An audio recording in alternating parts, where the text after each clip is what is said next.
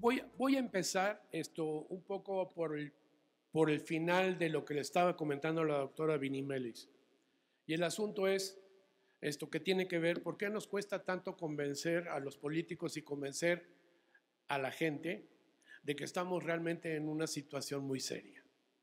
¿Por qué tenemos que acudir a tantos temas de carácter ya muy sofisticados para tratar de convencer de que estamos en un serio problema si no actuamos muy rápidamente? Y es algo así, ¿cómo es posible que no podamos reaccionar ante una amenaza que es prácticamente una amenaza personal? Porque nosotros podemos reaccionar de manera muy fría ante pues, un científico que estudia la atmósfera de Marte y está muy preocupado por el calentamiento de la atmósfera de Marte, ¿no?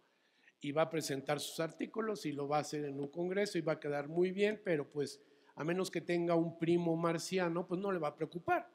Pero el punto es que nosotros estamos hablando del planeta, de la Tierra, estamos hablando del calentamiento, que en esta audiencia, en este auditorio, no tenemos, yo creo que convencer a mucha gente que este es en el proceso en el que estamos. Tampoco tengo que afirmarlo también en el contexto del gobierno mexicano, que el INEC como parte de Semarnat, pues tampoco los tenemos que convencer, pero la doctora Martínez estará de acuerdo conmigo que a ella no hay que convencer, pero a muchos de sus colegas sí hay que seguir convenciendo de la trascendencia y la importancia del tema. Y ella en cierto sentido lo mencionó porque hay mucho dinero supuestamente metido en cambio climático, pero cuando uno va, no es exprofeso cambio climático, es algo que voy a hacer, que tiene impactos en cambio climático y de manera muy ingeniosa, pues lo pongo y lo apunto como cambio climático. Entonces acabamos con un presupuesto de 34,000 millones de pesos dedicados a cambio climático. El número no es menor, pero pues tampoco la interpretación es completamente directa, franca y recta. Entonces, un poco mi presentación aquí tiene que ver con el hecho de imprimirles prisa, ¿no? No se trata aquí de otro científico más u otros científicos más que vienen y les van a decir ahí claramente con gráficas y tal, que también les voy a mostrar yo, como si fuera algo a lo que no estamos nosotros directamente conectados, que es otra vez mi punto primero. Las gráficas que vemos aquí, por ejemplo, lo que la doctora Vinimelis estaba mostrando de los otros contaminantes que se producen junto con el dióxido de carbono y gases de efecto invernadero que nos afectan a la salud directamente. Y no lo vemos como si fuera una amenaza. A lo mejor yo vivo ahí en la montaña, en algún sitio, y siento que mi aire está muy limpio y que no me va a pasar nada, aunque los aguacates no se van a afectar porque siempre encuentro aguacates en el mercado. Pero el punto es que es una amenaza personal, ¿de acuerdo? Es como si les dijeran, están dentro de un avión y les dijeran, miren, hay como un 20%, bueno, en este caso hay mucho más por ciento de que el avión falle, ¿no? Tienen ustedes oportunidad de quedarse o se bajan, ¿no? Incluso con 50-50, que sería echarse un volado, se bajarían del avión. Del planeta no nos podemos viajar, no nos podemos bajar, pero sí podemos tratar de echarle prisa a lo que tenemos que hacer para tratar de arreglar el problema. No me voy a meter mucho más aquí, pero sí les voy a recordar algunos puntos.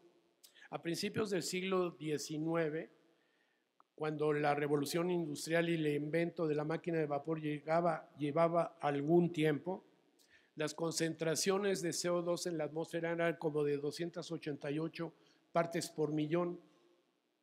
En la actualidad son 408 partes por millón.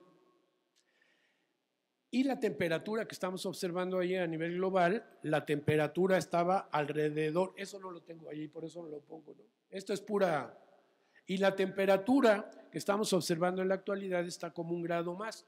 Entonces hay de alguna forma, evidencia, nos pueden creer, pero los que, digamos, saben, lo dicen, Pasamos de 288 partes por millón en la atmósfera a 408 que las observamos ahora y la temperatura ha aumentado 1 grado centígrado a nivel global.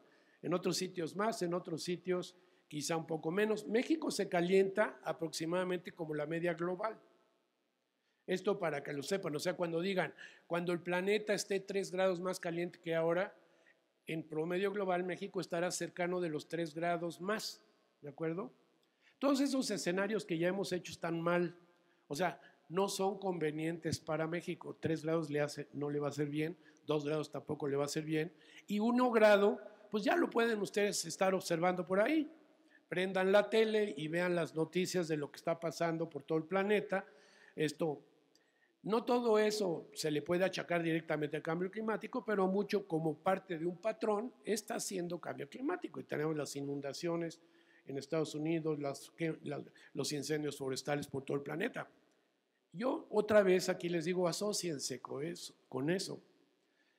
Muestren simpatía y empatía por lo que está pasando en el planeta, porque eso está ocurriendo ahí, pero nosotros tenemos muchos parientes en Estados Unidos. Yo no sé si en la zona de las Carolinas ahora tendremos, pero estamos siendo afectados por este fenómeno ya, ¿de acuerdo? Con 1 grado. Y estamos previendo pues que las concentraciones de gases de efecto invernadero van a seguir aumentando. Ya están en 408, pues ¿qué va a pasar cuando pasen por las 450? Pues que la temperatura seguirá aumentando. Eso quiere decir, y que todas estas condiciones anormales a las que me estoy refiriendo, pues van a seguir incrementándose. ¿A dónde va mi argumento? Que si quisiéramos, estamos en un punto donde las temperaturas, en donde no ocurría nada que no pudiéramos esperar, las partes por millón de entonces eran 280 partes por millón. Entonces, ya estamos en 408. ¿A dónde va? Mi argumento, ¿cuál es? Que si queremos estar como antes, tendríamos que estar quitando dióxido de carbono de la atmósfera. O sea, no estabilizar, no bajar. Tenemos que quitar dióxido de carbono de la atmósfera. Y a esto es a lo que vengo, porque en realidad, si uno se pone las pilas, como dicen, a río revuelto ganancia de pescadores, pues hay que inventarse las tecnologías para reducir y sacar el dióxido de carbono de la atmósfera. Déjenme ver. Sí. Me voy a ir rápidamente a esto porque, bueno, ahí están las contribuciones, los compromisos de México y los compromisos a nivel global. Esta cosa de estabilizar las temperaturas a 2 grados y a 1 grado o menos. Entonces nosotros nos fuimos a ver qué tipo de reto representaría estas estabilizaciones a 2 grados 5. Me va a sobrar el tiempo porque nada más espero asustarlos mucho. Bueno, nosotros lo que hicimos fue, ahí, eso que se ve ahí, rayas punteadas, son posibles incrementos de las emisiones a lo largo del tiempo, con un pensamiento muy simplificante que es emisiones lineales. Todas las otras emisiones son las que son mucho más sesudas del IPCC y de todos estos organismos, pero lo que estamos nosotros viendo es que todas esas emisiones están contenidas entre unas 5 veces más las emisiones que teníamos en 1990, y bueno, ojalá se pudiera llegar a las -2 veces las emisiones que teníamos en el 990, que son las de rayas más bajas, Ahora, eso que se ve ahí como una especie de gusano, no sé, a ver, la bolita, eso que se ve ahí, esos son los NDCs mundiales, ¿se dan cuenta? Y las trayectorias que van a pasar por los NDCs mundiales son estas, si no hacemos nada. Y estas todas, pues ahorita les voy a mostrar a qué llevan. O sea, estas son las que van a pasar por los NDCs. Hay algunas aquí como estas que son 4.5 y 3 de los RCPs. Entonces déjenme que les lleve a ver que estas son las temperaturas que corresponden a las curvas que les mostré anteriormente. Y esto nos está indicando que para fin de siglo, pues podemos estar por arriba de los 4 grados centígrados. O lo ideal sería que estuviéramos por aquí. Ahora, esta es la verdad, es que son relativamente no muy realistas. ¿Se dan cuenta? Son los cambios de la temperatura, y no voy a poner mucho más sofisticado para eso, pero podríamos estar por abajo de 4 grados. Ahora déjenme que les muestre, a ver dónde vamos cayendo. Estas son para mí.